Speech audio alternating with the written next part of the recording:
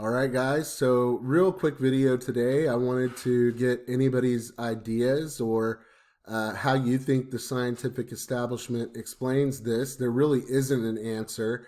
I've looked on Stack Exchange for physics, and when you're really asking the detailed questions about how gas is following the gravity well of the sun, following the Earth in the gravity well of the sun, it doesn't really make sense at all, mathematically or in any other way.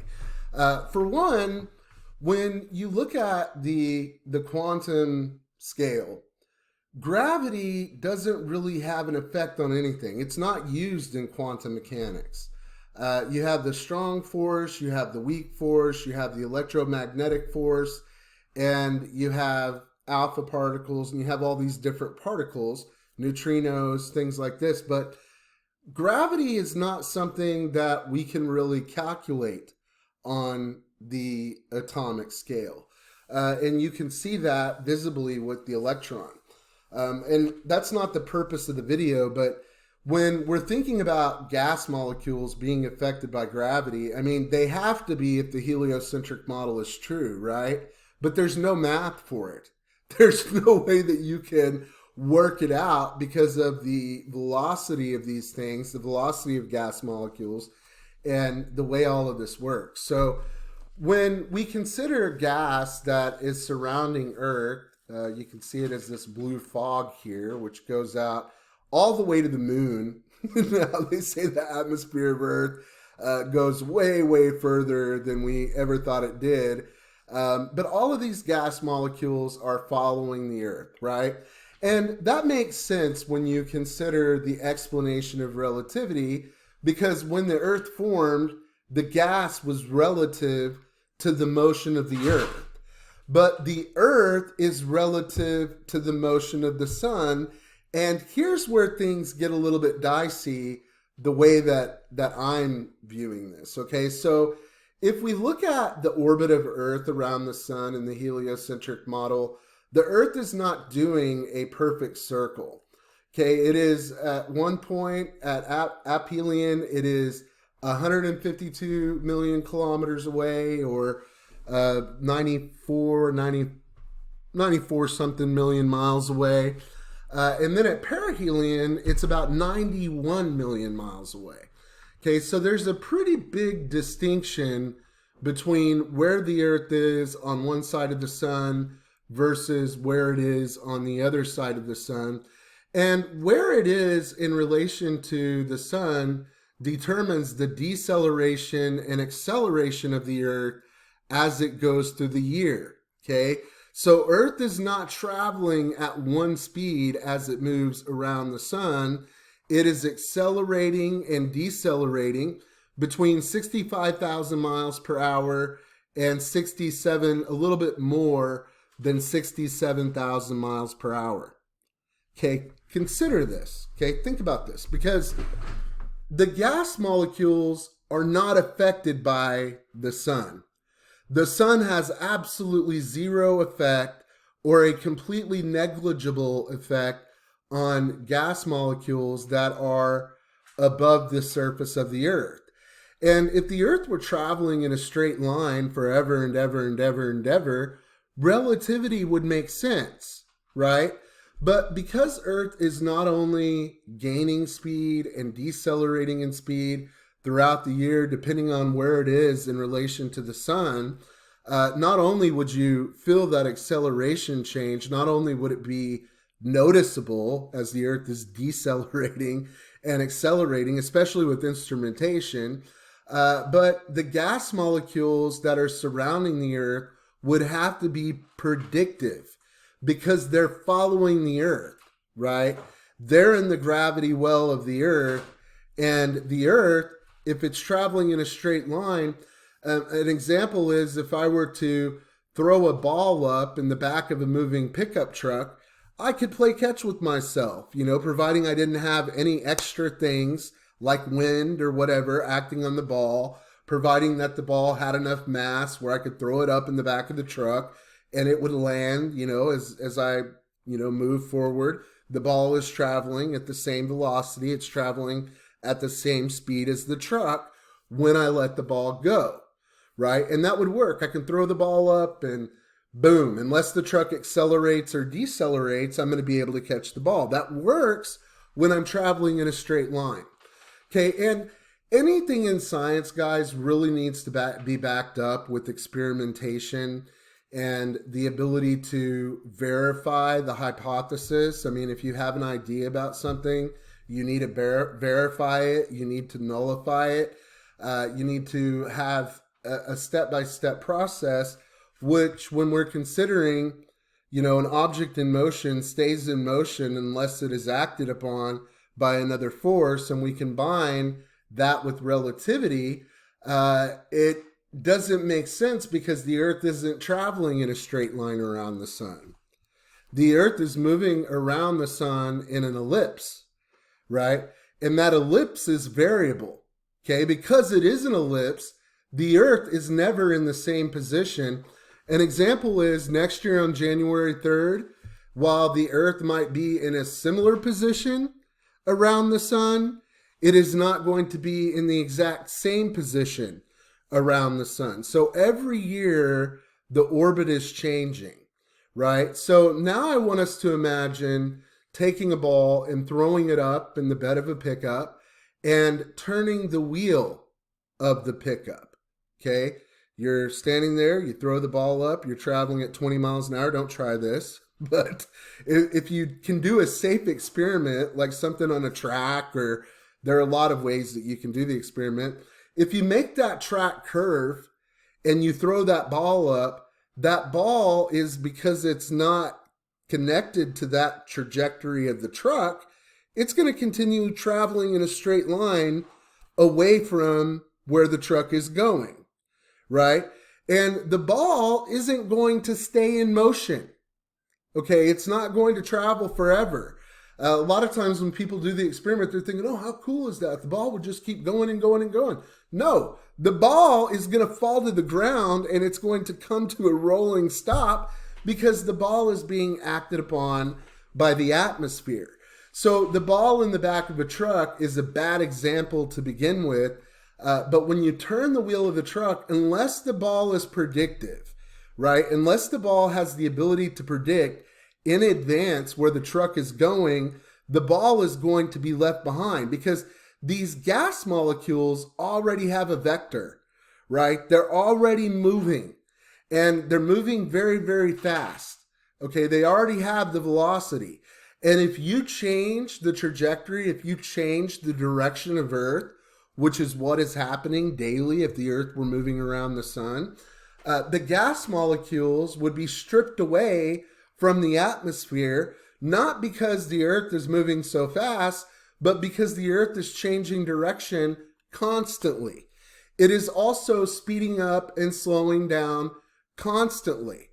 And if the gas molecules were connected to the surface of the Earth, like the oceans, you could make the argument, but you could never make the argument if the gas molecules are not connected to the surface, and a lot of them are lighter than air. When you go up into the upper atmosphere and you think of gases like helium and neon, and I don't remember exactly what the composition of the upper atmosphere is, argon and things like that, trace gases. Some of those molecules are really, really light, right?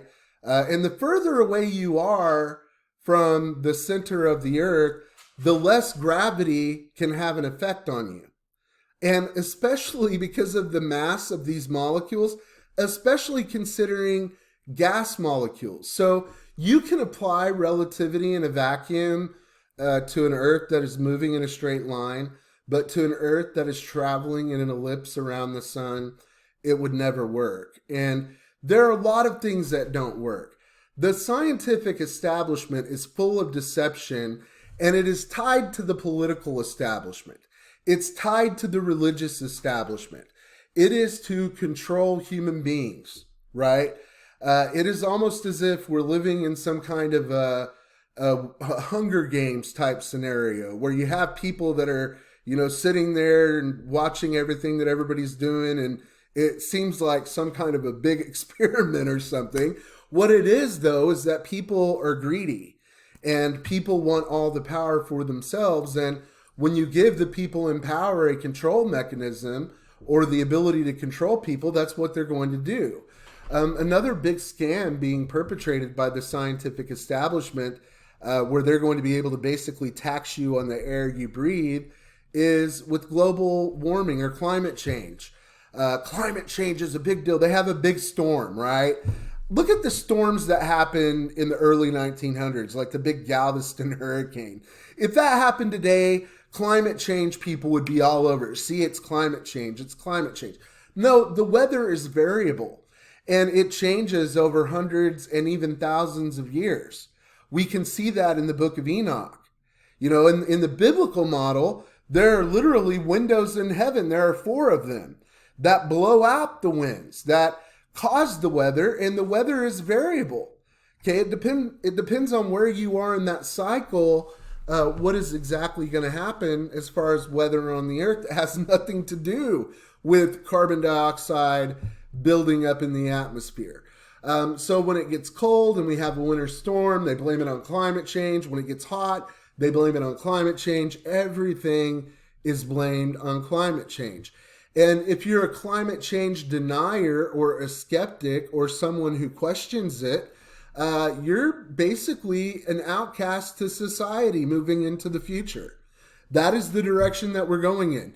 5 years from now, you're not going to be able to make a video like this. Okay, you're not going to have the freedom, you're not going to have the liberty to be able to express your own point of view, to be able to express your own thought. That is the direction we're going in. But the truth is the truth, and in the end, the truth is going to stand for itself, right? People are going to eventually see the truth, because as greedy as you are, as greedy as people are, as they want to be, eventually people die, right? Eventually we come to the end of life and everything is put on a level playing field. It's like, well, why does God allow all the evil things to happen in this world? Well, it doesn't matter if you're born and you die at 5, or if you're born and you live to be Bill Gates or Elon Musk or whoever it is. Eventually you come to the end of your life. And all you have at the end of your life is a memory of what once was. It might as well be an imagination. You know, think about those crazy times in your life where, your fantasies came true or your biggest dreams came true. Well, those things are already in the past, right? All you have is a memory of those things. They don't mean anything. So life is the great equalizer in the end. I don't believe that people need to get all up in arms. I don't get up in arms about it. I mean, it is what it is. You know, there's no point in worrying about what other people are doing as long as you're doing the right thing in your life and as long as your thought process is free. That is something that people can never take away from you, is your ability to think for yourself. You know, even if you lived in the most extreme dictatorship on earth, you can still live in your own mind. You can still use your imagination to figure out what you think the world is and why you think things are the way they are. And that's what we're doing here. And this is, like I said, it's a fun conversation to me. It's a good thought experiment. But another thing that makes absolutely no sense if you believe the ball is spinning and flying through space is the 4 windows of heaven that you can see illustrated here on the globe. I don't believe we're living on a globe, but if you were to put them over a globe, this is what they would look like. I mean, this defies reality. It defies logic how this could ever work on a ball that is spinning, because these winds are blowing in the same direction that Earth is spinning, right? Earth is spinning this way.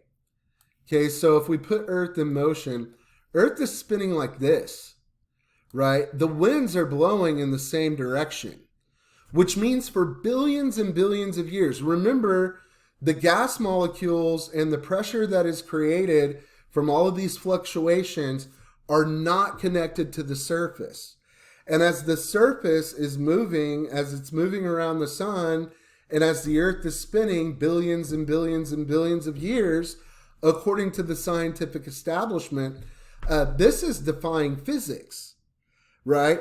If anything, if you want to make the argument of relativity, the jet stream winds should be variable, right? They should blow one way one day, they should blow the other way the other day, but they're always blowing in the same direction, and they're always blowing in the direction of the alleged spin of Earth, right? We walk by faith and not by sight.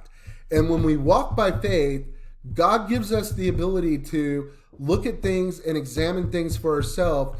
You don't have to believe what you're told, right? You don't have to be like me and go tell people, hey, I'm a flat earther, but you don't have to believe what you're told. You can believe God at his word because his word is true.